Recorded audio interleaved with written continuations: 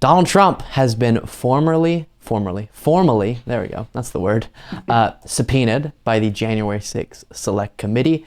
And this is something they announced already, but it's still pretty incredible that this is all going down through the formal process as expected. And so what that is going to mean is he now has to turn over certain documentation as well as appear by November 14th, or beginning on November 14th, in person or not in person, I mean, he has to appear himself for a testimony under oath.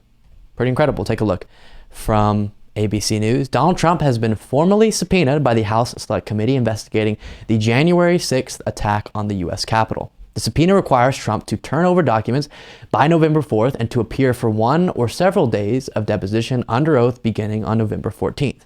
Quote, this is Benny Thompson speaking. "We recognize that a subpoena to a former president is a significant and historic step. We do not take this action lightly." Several hours later, an attorney for Trump responded to the subpoena, accusing the committee of flouting norms. Quote, "We are going to be handling this matter as counsel for President Donald J. Trump. We understand that, once again, flouting norms and appropriate and customary process. The committee has publicly released a copy of its subpoena. As with any similar matter, we will review and analyze it and will respond as appropriate to this unprecedented action," said one of his attorneys. So there it is, being subpoenaed, which is fascinating. And then I have a few responses to this. First, Nancy Pelosi getting asked, what do you think? Should he do it? Well, speaking of democracy on the ballot. Or will he? All right, take it to the bank. I have to ask you about the January 6th committee. On Friday, they officially subpoenaed Donald Trump. Do you think he'll actually appear for the deposition? And what does it say to the American people if he doesn't? I don't think he's man enough to show up. I'm going to leave it at that. Drop the mic, Nancy. Okay. I see you, Miss Pelosi. Pretty epic. I don't think he's man enough. I will say, if you're going to try to get Trump to do that, probably the best way is to taunt him like that. I don't think you got the apple bags to actually testify, which I agree. I don't think he'll want to, but maybe he'll have to. You never know. Here's Joe Biden responding. The biggest being the January 6th committee formally subpoenaed a former president, Donald Trump. There are a lot of issues involved here. Should he comply?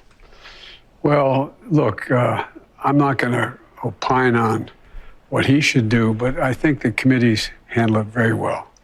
And they've been straightforward and to the point, and it seems to me that would make sense, but I'm not going to get, because if I get in that, then it's, well, am I influencing the committee and the rest? So I've been very circumspect about anything I've been saying.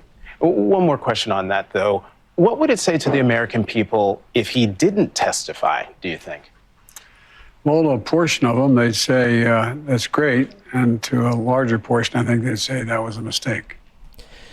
So he's correct that if he gives a really strong response saying that he should absolutely testify and the January 6th committee needs to make sure that he does, people are going to pretend that that's Biden, pressuring the January 6th committee. And in this type of situation, you're definitely walking on thin ice. You want to make sure that publicly it all seems as perfectly legitimate as possible, which I think that it is, but we're in a very unprecedented situation and one that you want to navigate very thoughtfully. So perfectly fine response there for Joe Biden, and Nancy Pelosi saying she doesn't believe Trump is a man or is man enough to testify. We'll see how it all goes.